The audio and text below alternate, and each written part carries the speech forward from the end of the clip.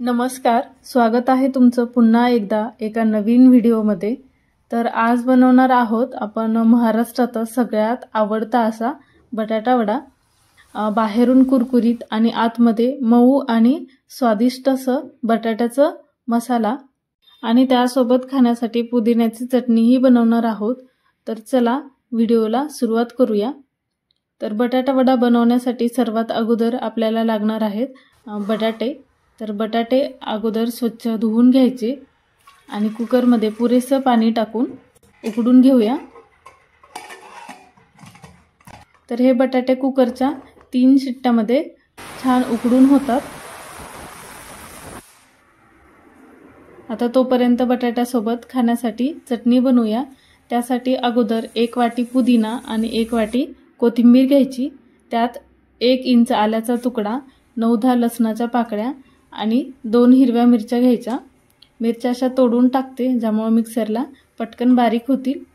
आणि हे सगळं आता एका मिक्सरच्या भांड्यामध्ये टाकू आणि त्यामध्ये जिरे, 1 चमचा साखर, त्याचबरोबर चवीपुरतं मीठ आणि थंड पाणी टाकायचं किंवा थंड पाण्याऐवजी आईस क्यूब वापरले तरी चालतील। थंड पाण्यामुळे ना पुदिन्याचा रंग बदलत नाही, कधी कधी थोड्या वेळानंतर ही चटणी काळी पडायला लागते, त्यामुळे थंड पाणी किंवा आईस क्यूब टाका।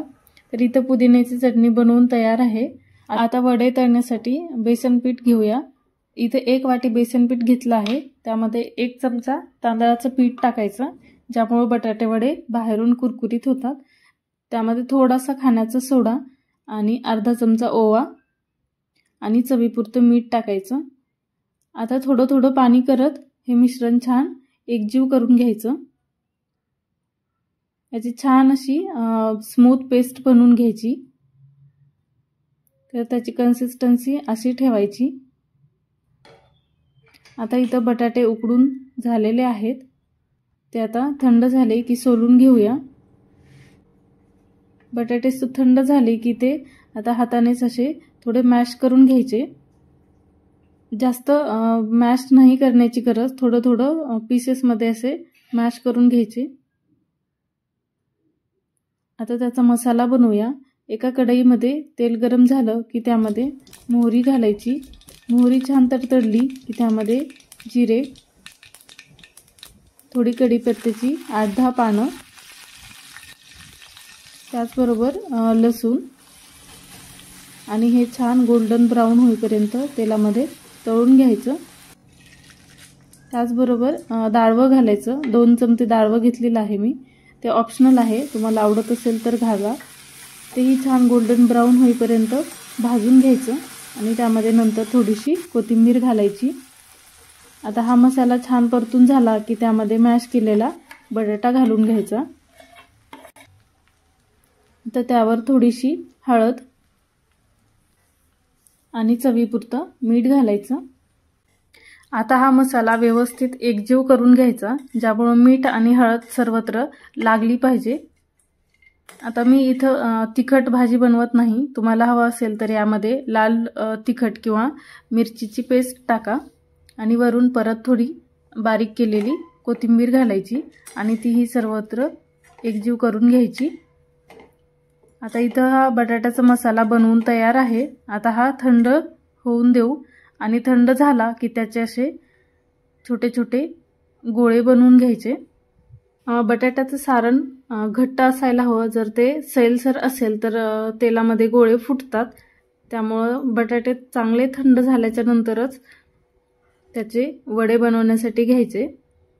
आता उकडलेले बटाटे जर तुम्ही गरम असताना सारण बनवण्यासाठी वापरले तर त्यामुळे ना सारण असं नीट सेट होत नाही, त्यामुळे उकडलेला बटाटाही थंड होऊ द्यायचा आणि परत बनवलेला मसालाही थंड करूनच त्याचे असे छोटे छोटे बॉल्स बनवून घ्यायचे।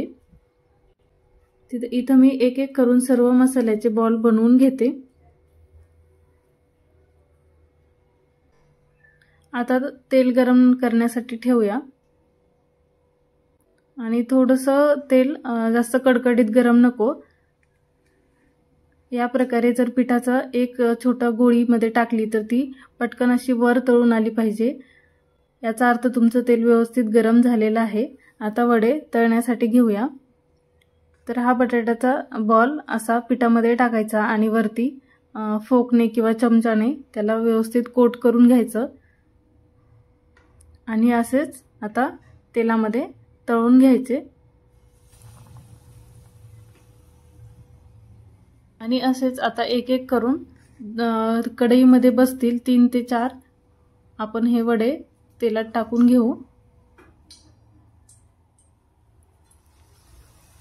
आता मी इथं तांदळाचं पीठ टाकलेलं आहे, पण तुम्हाला हवं असेल तर यामध्ये अजून 1 चमचा रवा टाकला तरी बटाट्याचं वरचं आवरण जे आहे ते अजून जास्त कुरकुरीत बनतं।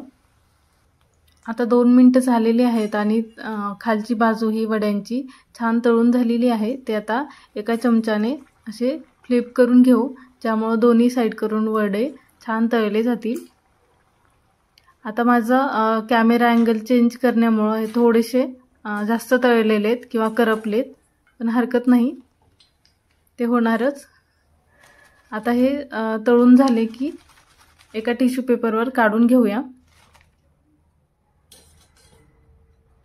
आणि परत असंच बनवलेले मसाल्याचे बॉल्स पिठामध्ये कोटिंग करून तेलामध्ये तळून घेऊ। आता तेलाचं टेम्परेचर हे लो टू मीडियम ठेवा। जास्त जर लो असेल तर तेलकट वडे होतात आणि जर जास्त फ्लेम असेल तर ते करपतात। त्यामुळे वडे टाकताना लो फ्लेम ठेवा आणि तळून घेताना मीडियम फ्लेमवर ते तळून घ्यायचे। आणि इथं बघू शकता हे असे गोल्डन ब्राउन येईपर्यंत छान तळलेले आहेत।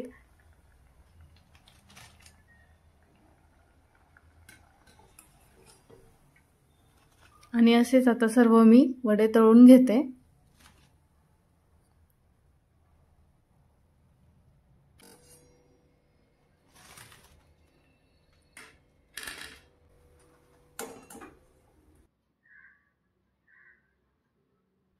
आता या वड्यांसोबत तळलेली मिरची ही हवीच, त्यामुळे मी इथं 10-12 मिरच्या स्वच्छ धुवून आणि पुसून घेतलेल्या आहेत। त्या गरम गरम तेलामध्येच फक्त 2 मिनिटं तळून घ्यायच्या आणि त्याला असे व्हाईट बबल्स यायला लागले की त्या लगेच काढून त्यावर थोडंसं मीठ टाकायचं।